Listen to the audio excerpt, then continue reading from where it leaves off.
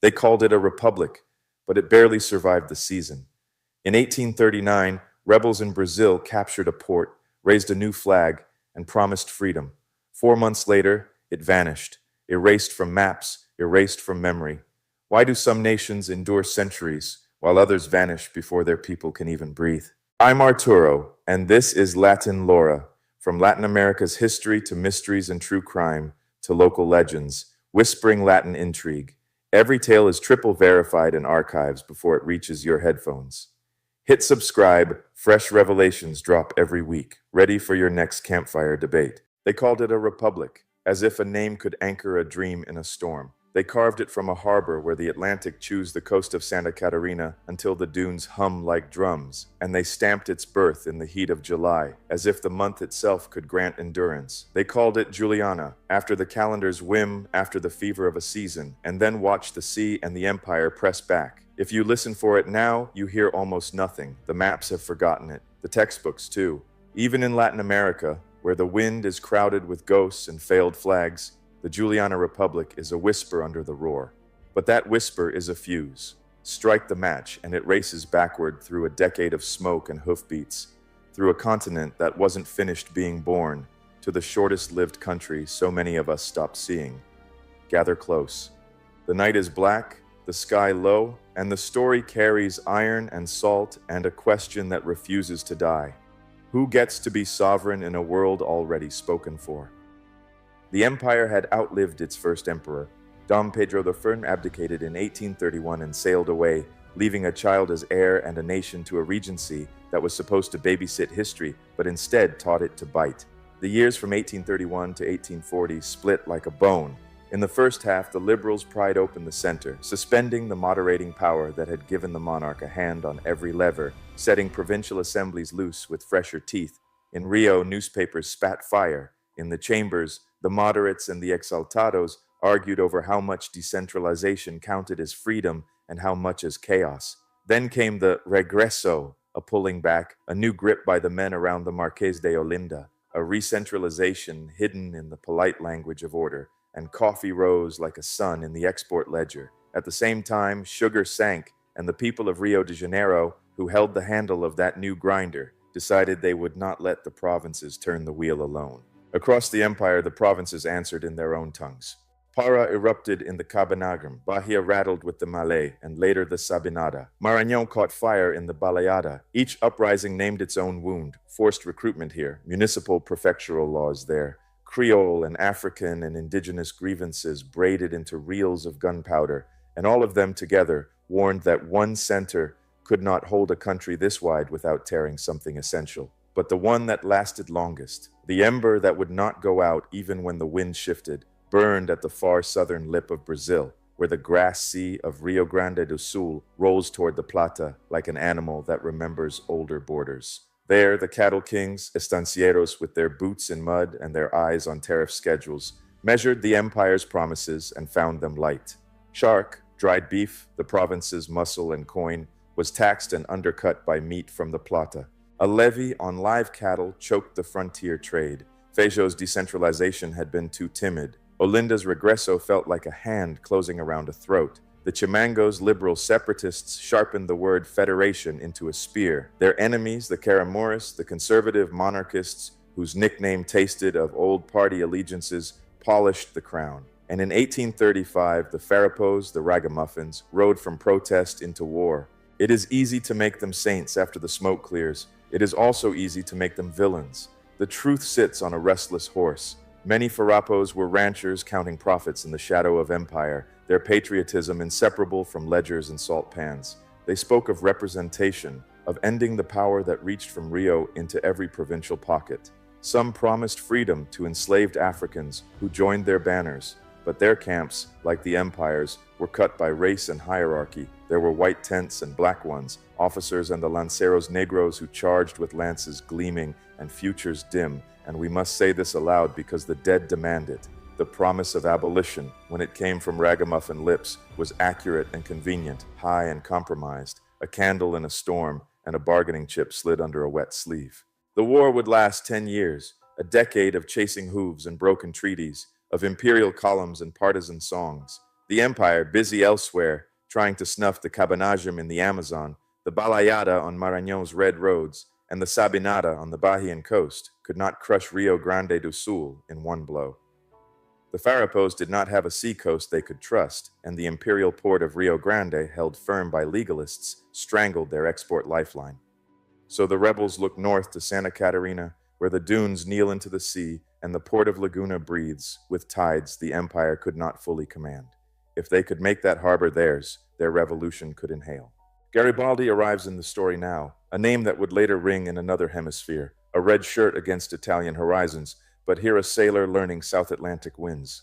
In July of 1839, Farrapo forces moved by land under David Cannavaro and by sea under Giuseppe Garibaldi. Laguna had a small imperial garrison and a significant imperial problem. Too few men, too much coastline to watch, too many rumors rising from the south. When the Farrapos struck, resistance buckled quickly.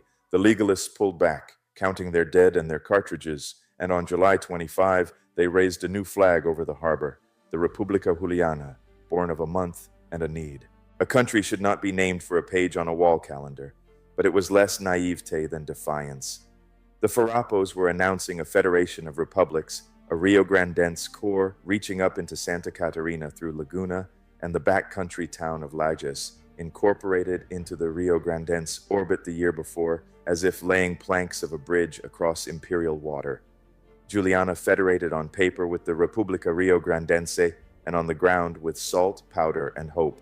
Its first president could not even reach the chair. The imperial blockade made every itinerary a dare. But for a trembling while, the streets of Laguna spoke a different language of power. Orders were signed with new seals. Men who had never breathed free air without looking over their shoulder breathed it briefly. The dunes looked like ramparts. The church bells rang for a flag scarcely dry. In Destero, the capital of the province, the city that would one day be rebaptized Florianopolis, imperial authorities felt the tremor. Reports flew to Rio with the panic of moths at a lantern. Santa Catarina was not just a provincial backwater. It was the hinge between the southern rebellion and the imperial heart, the only province that touched Rio Grande do Sul, the land bridge you would block if you wanted the South to starve. The Minister of War, Sebastião Dorrego Barros, spoke in the official register with a calm that smelled of gun oil. The province must be subdivided into military districts with commanders personally responsible for defense. Every free man from 15 to 50 must be enrolled, strangers arrested, opponents of the government detained, powder and shot accounted for, trade watched, travelers either enlisted or caged. It reads now like a manual for fear. In 1839, it was the empire's hand closing on the throat of the Juliana experiment. Somewhere far from the Incan seals, in the high country of Lages, a justice of the peace named Alferes Borges was accused of doing the kind of thing civil wars are made of, letting horses and help slip to the rebels, exaggerating enemy numbers to spook an imperial column from São Paulo, inviting the Farrapos into the municipality with a smile and a shrug. Were the accusations true? The reports say so. Truth in war, like a bayonet, gleams and stabs simultaneously. What matters is that imperial plans to retake Lages faltered then, and the map of Juliana did not immediately shrink. Imperial reinforcements came by sea, cavalry clattered where cavalry could ride, artillery groaned over sand and clay. The empire was still fighting in the north, still bleeding elsewhere. Still, it could not afford to let a second republic sit on a harbor looking up the coast at Rio with the cynical patience of a fisherman who has already bought his net. And so the empire made its line near Destero, entrenched, dared the Farrapos to come. The rebels pushed north, but hit a wall of earth and men. The blockade pinched Laguna, Garibaldi's little squadron, its boats built from captured hulls and stubbornness, fought like cats. But imperial naval officers knew these waters better and could afford to lose a ship or two where the Farrapos could not afford to lose time. By November, the noose tightened. The sound of the surf became the sound of a clock. Here we must listen to two hearts beating, one for memory and one for forgetting. In the streets of Laguna, a woman named Anna met a sailor named Giuseppe. History would call her Anita Garibaldi and make her a legend as she followed him through seas and continents. That is a different story, but it touches this one like a fingertip. The Juliana Republic was not just a ledger entry in the Ragamuffin War, but a crossroads where love and rebellion kissed in the open, where people chose with their whole lives. And yet the sea does not care about romance. Imperial guns came, imperial boots splashed ashore. The red and green of the Rio Grandense dream flew above municipal doors. Then the smoke rose, and the flags fell, and the Republic slipped under the waterline of history. Laguna was retaken in late 1839, and the Empire, which had been willing to negotiate elsewhere, was not willing to indulge two separate sovereignties in one body here. Juliana had lasted months. The calendar that was named watched the page turn. But the war did not end with the fall of a name. The Farrapos fell back toward the borderlands that had taught them to be hard. They fought on, and the Empire learned its own lesson. You cannot strangle an idea if you still need the hand that holds the rope. In 1840, the Golpe de Mayoridade, the majority coup, raised the boy heir, Pedro, to the rank of Pedro II by acclamation, a legal fiction made muscle, and gave the Empire a face young enough to front a long war. The northern rebellions cooled. The Balayada ended in 41.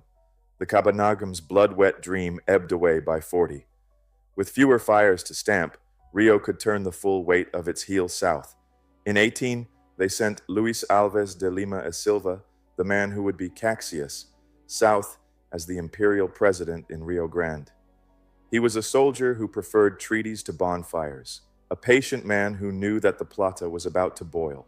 In Buenos Aires, Rosas gathered power like a storm collects hunger. In Montevideo, Oribe and Rivera drew Uruguay into a whirlpool with British frigates watching like hawks. If Brazil meant to shape the mouth of the Plata, if it wanted to check Argentina, to lean on Uruguay, to keep the southern window open, it needed Rio Grande not as a mutinous frontier, but as a partner and a staging ground. And so the Empire sharpened a carrot. It prepared a peace they would call Honrosa. Peace never arrives alone. It requires exhaustion to sit beside it and fear to pour the wine. By 1843, the Farrapos were wearing the same boots they had mended 5 times. Their horses were lean, their powder stained with damp. They could win fights, but they could not win the winter. The idea of a federation had met the reality of blockades and debts, and in the background, rattling like a wagon through gravel, was slavery. The Lanceiros Negros had fought with lances and courage, and the hope that a republic speaking the word liberty would give it. Even now, the memory tastes of iron and ash. In November of 1844, at a place called Porongos, a hill, a camp, a night, the black units were hit in the dark. Many killed, many captured, some returned to bondage. The story of a letter sent by the Farrapo commander David Canabaro to the imperial side, "Please strike them there, spare Brazilian blood," meaning white blood, is a blade that still flashes when turned to the light. Some say the letter was genuine, a complex, cruel calculus made by a leader closing in on peace. Some say the Empire forged it to fracture the rebel mirror and isolate the Lanceiros. In either case, the result does not blink. About 95 of 150 black soldiers died, and those who lived were not given the liberty the war had made them taste. After the last treaty was signed, some black fighters were re-enslaved, some escaped, some were absorbed into the imperial army with a new uniform and old scars. The Republic had promised a morning. Many woke in the same night. The Empire would abolish slavery only in 1888, the last in the Americas to cut that chain, and those 44 years between promise and law are a continent of mourning. The Peace of Poncho Verde was signed in March of 1845, in the dust of a decade. It was generous by the arithmetic of victors, amnesty for rebels, recognition of their ranks for transfer into the imperial army, payment of the debts the Rio Grandense Republic had piled like logs, a tariff bulwark against Plata Shark to shelter the gaucho kettles, a ritual kiss on the forehead of wounded pride. It was also, in the language of geopolitics, a down payment on the Empire's plans in the Plata Basin. If Rio Grande could be a platform rather than a problem, Brazil could lean on Uruguay, tip the balance against Rosas, and write its preference into the estuary's fog. The rebels came home with their flags folded carefully and their grievances half-fed. The Empire sheathed its sword with one eye on the river mouth. Where does that leave Juliana, that short-lived country that even Latin Americans forget? It leaves it like a dune ridge after a windstorm, erased in the eye, present in the bone. You cannot tell the story of Brazilian federalism, of the Ragamuffin War, of the long, bitter crossing from colony to empire to nation, without the taste of sea salt from Laguna in your mouth. You cannot explain why the Empire chose a paz honrosa rather than a massacre without understanding that it needed Rio Grande whole, the South stitched tight, the road to the Plata cleared. You cannot look at the word sovereignty without feeling it snag on the fabric of race and class and port access and the quiet fact that the first president of Juliana could not even sit in his chair because gunboats made the horizon a fence. In Santa Catarina, the fear was practical. In Destero, the instructions were terrible and straightforward. Conscript your sons, lock up strangers, watch the roads, count the powder, obey. The government spoke of pacificos habitantes, whose peace must be defended, the way governments always do when they are scared of their people's capacity for choosing. And yet in Lages, men were willing to whisper the other way, to shade numbers, to hand over horses, because sovereignty is not a statue. It is a rumor you choose to believe. In Laguna, for a few months, mothers cooked under a different flag, priests spoke the same Latin with a new lid on the font, and children learned that maps can blink. When the empire came back, some of those children grew up learning to keep their heads down when new banners arrived, the way a house learns to brace for wind. There is irony here so dense you can taste metal. The ragamuffins, who made speeches over liberty and federation, enforced color lines in their camps. The empire, which wielded centralization like a cudgel, allowed provincial assemblies to continue mouthing autonomy, even as it tightened supply lines and appointed presidents with military ranks. The republic named for July did not last to December, but its failure helped push the empire to a peace it needed to fight a bigger Cold War at the river's mouth. The Lanceiros Negros fought for a morning that did not rise. Their lances glitter in the imagination, even as the documents, so tidy, record their re-enslavement. We are a continent of promises postponed and sovereignties negotiated under duress. If you are tempted to laugh at a country named for a month, remember how many constitutions in our America were rewritten before the ink dried. The question of sovereignty does not end with a treaty. It lurks in tariffs and in who patrols which estuary. It sits in the teeth of a blockade and in the hand that stamps a travel pass. The Republic of Juliana vanished from the registry, but the empire's need for Rio Grande to stand with it reshaped the southern cone. Brazil would lean later into the Platine conflicts, into the web of alliances and interventions that made the 19th century a chessboard with cattle tracks. The men who had signed as ministers and generals under the rebel seal slipped into imperial uniforms. The families who had seen a new flag above their church taught their grandchildren that the world could flicker. The dunes kept shifting. The sea kept coughing up ballast stones from ships that never made it to the harbor. Anita rode out of Laguna into legend, and Garibaldi sailed on to a different continent where red shirts would become shorthand for the romance of rebellion. The Lanceiros' graves were not marked with enough care. What makes a country real? Is it an army, a border, a tariff schedule? Or is it the days when people stop waiting for permission and write a name on paper with hands that shake? The Juliana Republic, brief as a summer storm, insists on a more complex answer. It says a country is an intersection of desires and logistics, a need for a port, wed to a dream of federation, a list of grievances stirred into a banner, a love affair that puts a face on a fight, a promise made to the most vulnerable and broken before breakfast. It says a country can matter even if it dies fast, because death leaves splinters in the law and the memory of the living. It says that when the empire you live under insists on order, you must ask whose order and on what terms, and when the rebels who claim liberty invite you to join, you must ask whether the freedom they offer crosses the color line and the river. By the time Pedro II grew the beard Brazil would put on coins, the empire had learned to be cautious with its provinces and generous when it must. By the time abolition came in 1888, most of the men who rode under Farrapo colors were dead or old enough to forget what November nights sound like when hoofbeats come in the dark. But history remembers in ways the living do not control. In Rio Grande do Sul, the Ragamuffin War is a festival and a story told with mate and music, a provincial pride that can drink its contradictions and still stand. In Santa Catarina, the word Juliana brushes the lip like a secret. Laguna's claim to a past the sea keeps trying to erase. And in the broader Latin American memory, where short-lived flags are commonplace, the Juliana Republic remains one of the shortest and least recalled, not because it mattered less, but because its life was a lesson rather than a victory.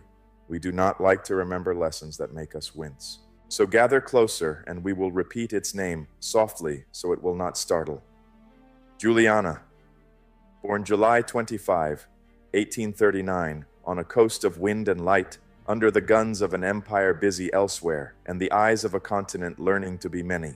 Fought for a harbor, for a road inland, for a federation that would let ranchers sell their beef and assemblies speak their minds, for a promise of liberty that faltered when the night demanded courage. Fell by November to the pressure of blockades and the logic of centralization sharpened by regional war and folded into a peace that looked like honor because the empire needed what its rebels had always been.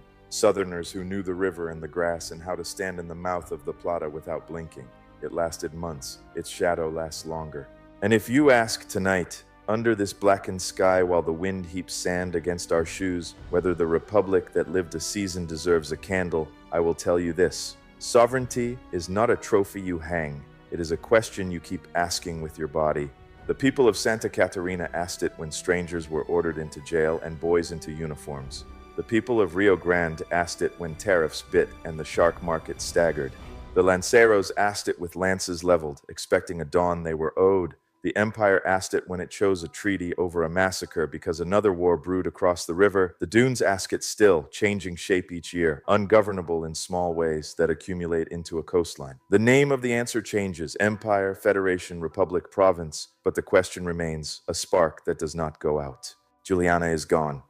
But listen, in the pause between waves, you can hear the scrape of a keel and the breath of horses and the whisper of paper with a new seal pressed into it, and the ache of a promise not kept.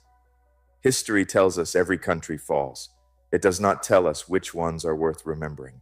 That work is ours. Tonight we remember the country named for a month, not because it was strong or wise or pure, but because it was ours for an instant. It exposed the machinery of power and the cost of defiance, because it forces us to reckon with the way freedom is brokered, betrayed, and bargained into reality on a coastline where the empire's hand was always reaching.